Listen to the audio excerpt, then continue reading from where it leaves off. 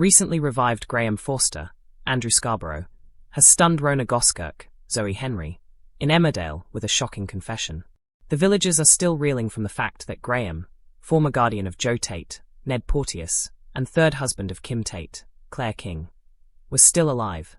But how did he survive a cremation?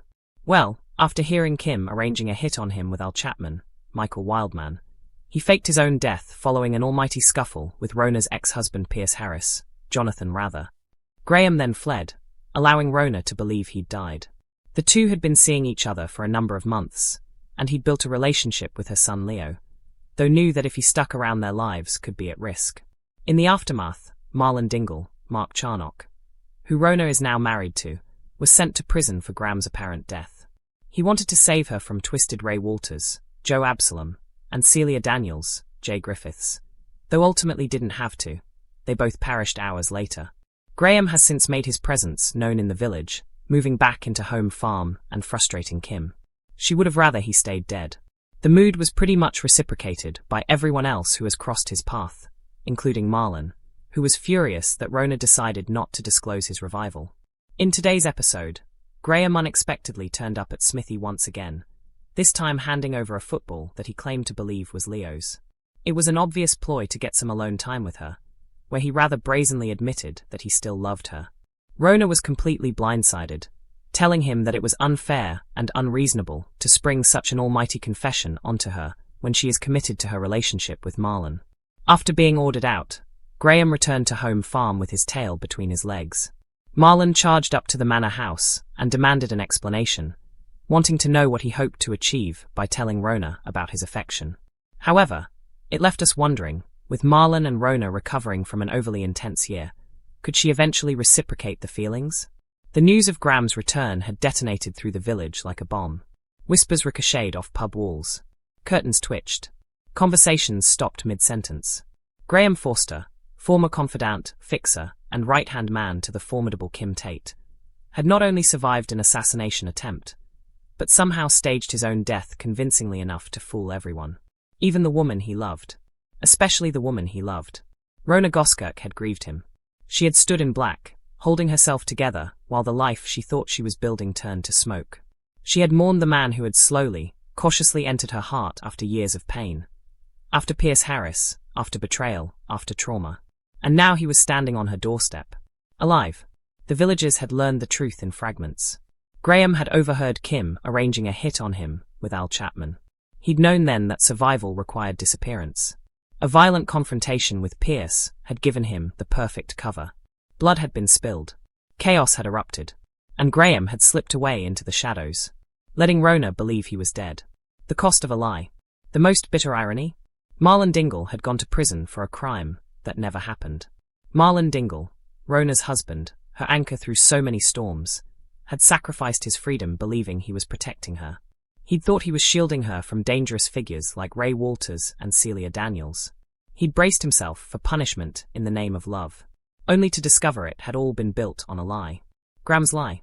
And though Ray and Celia had ultimately met their own grim ends, the damage had been done. Marlon had lost time. Rhona had relived grief. Leo had lost a man he'd come to trust. All because Graham believed disappearing was the only way to protect them. Now he was back, and no one knew what to do with him. Least of all Rhona. Home farm, a tense homecoming.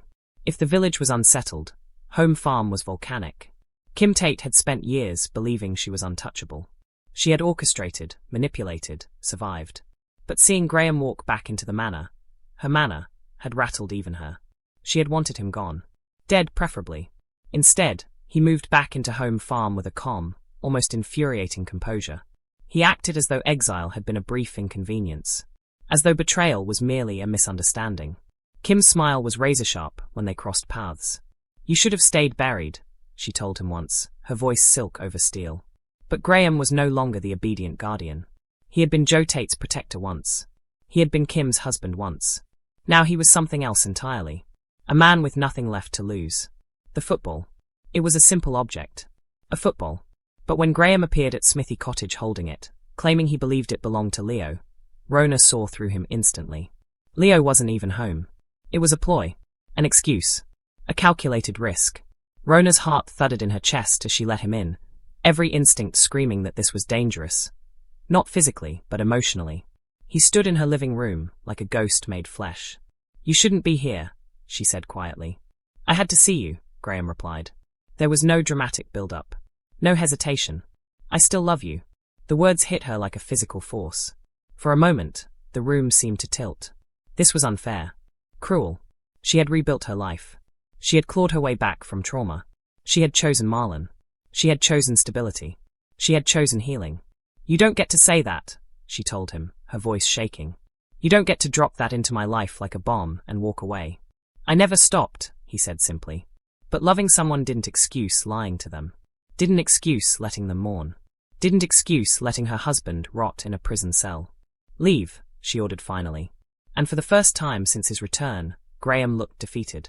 He left with his shoulders stiff and his pride in tatters. Marlon's fury. It didn't take long for Marlon to hear. In a village like this, secrets lasted minutes. When Rhona told him, because she did tell him, the anger that crossed his face wasn't explosive. It was controlled. Which was worse. He marched up to Home Farm, every step deliberate. He didn't care about the grandeur of the place, or the tension hanging in its corridors. He wanted answers. "What do you think you're playing at?" Marlon demanded when he found Graham. Graham didn't flinch. "I told her the truth." "The truth?" Marlon's laugh was hollow. "The truth would have been not faking your own death. The truth would have been not letting me go to prison." A flicker of guilt passed across Graham's face, but it was fleeting. "I was protecting her." "From what?" Marlon shot back. "From you." Silence stretched between them. Because maybe that was the real answer. Rhona's turmoil. That night, Rhona couldn't sleep. Marlon's breathing beside her was steady, reassuring. Familiar.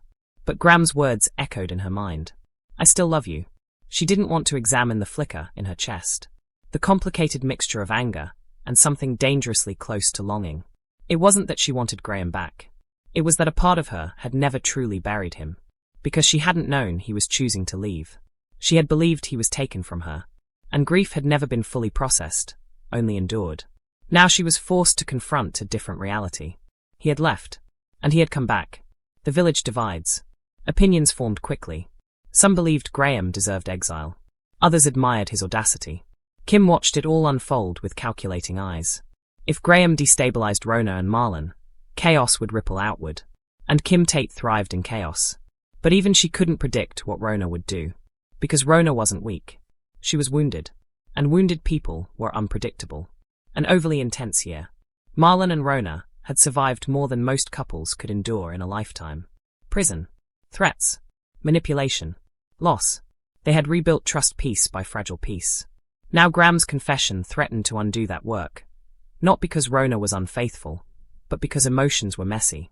And unresolved love was the messiest of all. One evening, Marlon finally voiced the fear neither of them wanted to name. "Do you still love him?"